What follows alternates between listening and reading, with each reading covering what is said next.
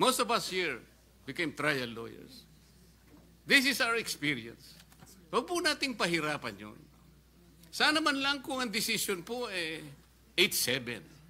Yun po pwede nating pagtalunan po . Wala po talaga Mr. President. If I may, Mr. President, and I think that was a good analogy. Thank you for that. Napaisip niyo ho ako doon.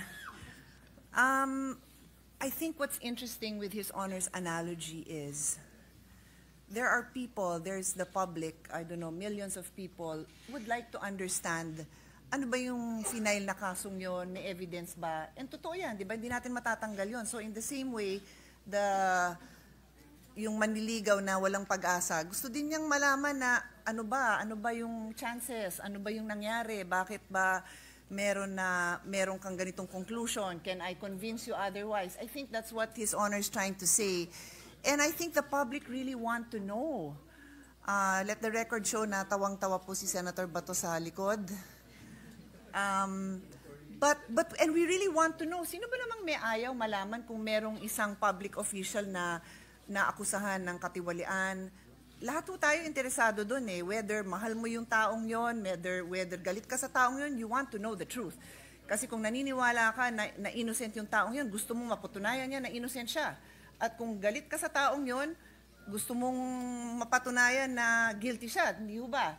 But meron tayong kinikilalang Supreme Court na nagsasabing hindi nga dumaan sa tamang proseso. So kumbaga siguro sa example nyo, baka hindi dumaan sa tatay ko, hindi nagpaalam ng maayos. Di wala naman akong choice, kundi sabihin na wala kang pag-asa. Baka naman may pag-asa, pero I have to follow the rules of my father's house na hindi dumaan sa tamang proseso. So doon ho tayo babalik, and as a lawyer, I have to say this na yun nga, we are governed by laws. And in as much as gusto ko rin malaman, bothered ho ako sa mga gantong akusasyon. The other day, our colleagues, merong privileged speech tungkol sa kalokohan dun sa paggagawa ng mga flood control. Gusto natin malaman, di ba? Ngayon, pagka yun na-discuss sa sa media, okay na, media siya. Pero walang papupuntahan yun kasi it should go to the proper process. May process yan sa halls of the Senate. We have hearings in aid of legislation, and then magre-recommend tayo na ma-ombudsman yan. So may proseso tayo. So yun ho siguro yung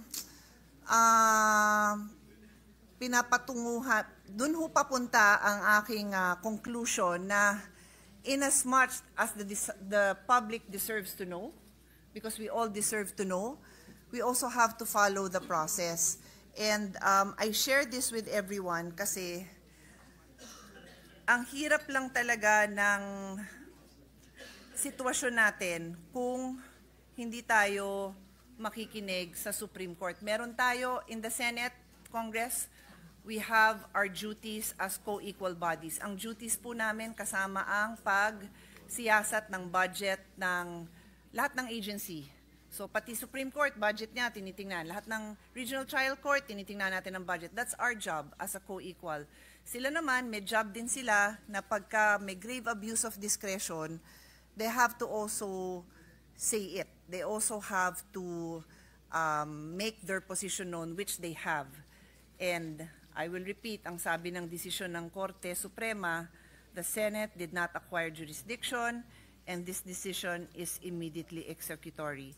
So, I'm happy to listen. I don't know kung may magsasalita pa, pero I shared my views on this in the hope na marinig ko din yung views ng proponent. Nakikinig po ako sa mga kasamahan natin para ma-enlighten din po ako. But I'm guided also by my practice as a lawyer and my duty as a lawyer to also, I can disagree with the court. Wala tayong problema doon. We know that we have that personal right to disagree with the court, but we also have to, in the end, follow the court's orders, whether we agree with them or not. Very quickly. Thank you, Mr.